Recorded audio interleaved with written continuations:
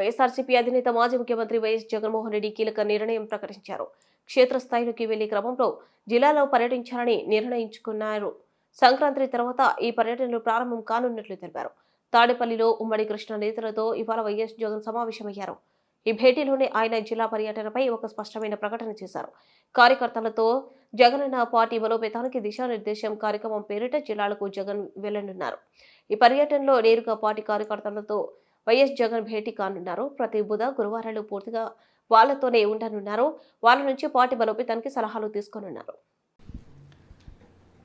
కృష్ణా ఉమ్మడి జిల్లాకు సంబంధించి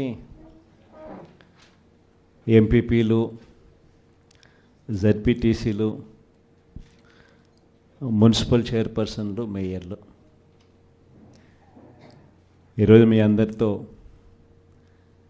ఈ సమావేశం జరుపుకోవడం నిజంగా చాలా సంతోషంగా ఉంది.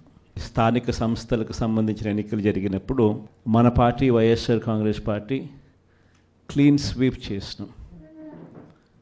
దాదాపుగా జెడ్పీటీసీలు లెక్కే చూసుకుంటే దాదాపుగా 46 చోట్ల ఎన్నికలు జరిగితే 44 చోట్ల మన పార్టీనే గెలిచిన పరిస్థితుల మధ్య ఎన్నికలు జరగడం జరిగింది.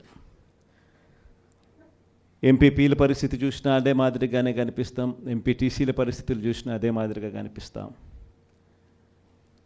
దేవుడు దయతో గొప్ప విజయాన్ని కూడా మనం చెవి చూసాం.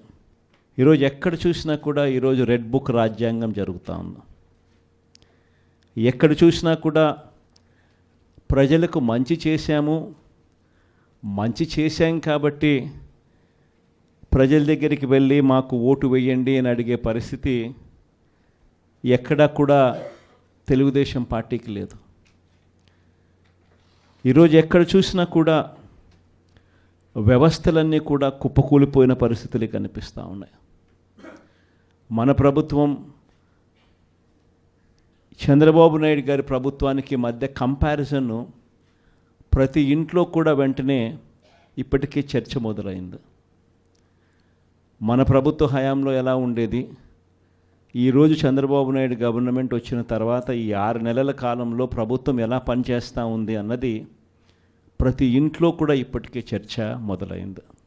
మనమేమో కుటుంబం మొత్తానికి ఒకటిగా చేసి మంచి చేసినాము, మన నోట్లో నుంచి అబద్ధాలు రావడం లేదు, మనం చేయగలిగింది మాత్రమే చెబుతూ ఉన్నాము, మన నోట్లో నుంచి అబద్ధాలు రావడం లేదు. కానీ వాళ్ళేమో